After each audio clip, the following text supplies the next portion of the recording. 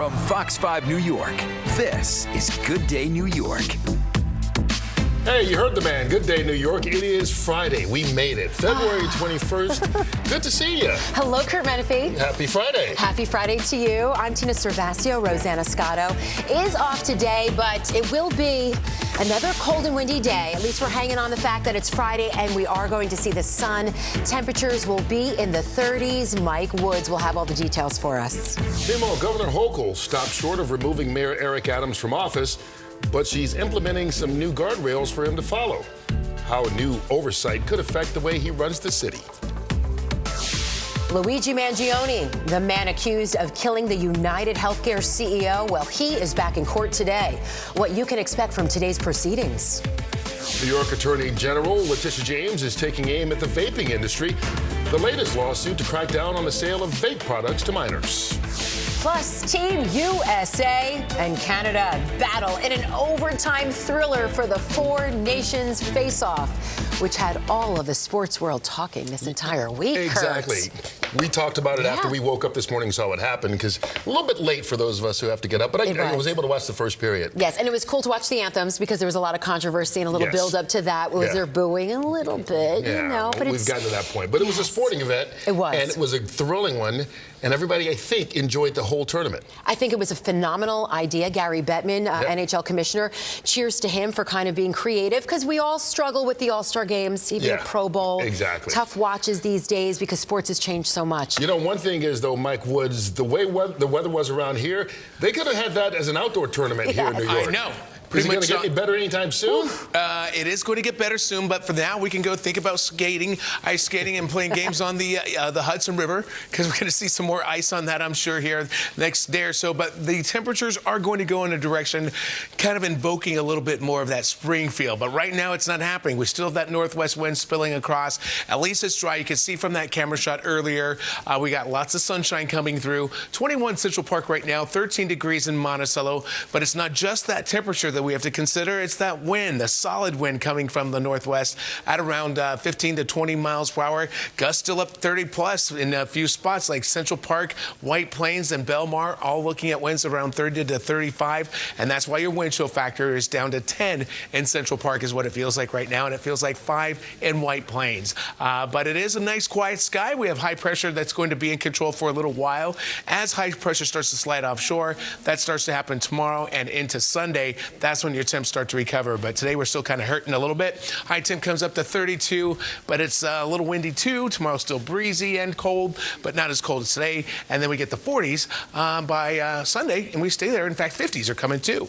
Let's bring in Inez and see where our problem spots are with the early Friday commute. Happy Friday, Inez. Happy Friday, Mike. Well, not too much going on. Just watch out for an accident over on the LIA by exit 35 there, New Hyde Park. You have activity up to the shoulder there, not causing any big delays, but just watch out for that activity there westbound. Over on the BQE crossing the Kosciuszko Bridge, you have a nice commute westbound, no problems eastbound heading towards the LIE. The BQE heading towards the Brooklyn Bridge, a little stop and go there, but traffic moving along nicely there, heading towards the Brooklyn Bridge inbound and outbound. Now with the rails, we have delays with the New Haven line, 10 to 15 minutes, and delays on the PATH trains, Newark to the World Trade Center. Tina and Curt, back to you.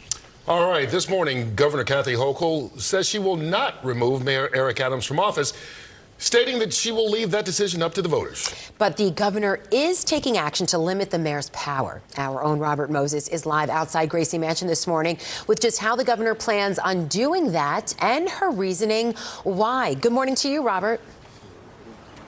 Ooh, it's marriage, Tina, you know? I know. Pure bliss. Right, you learn something every day on Good Day. Thanks, Ryan. There we go. All right, so coming up here on Good Day, American Airlines plans to make finding your lost luggage a little easier. Plus, could you live without using the internet on your phone for 2 whole weeks? Doctors say it's something you might want to try out. We'll talk about that and much more. We continue with the 8 o'clock hour of Good Day New York, coming your way right after this.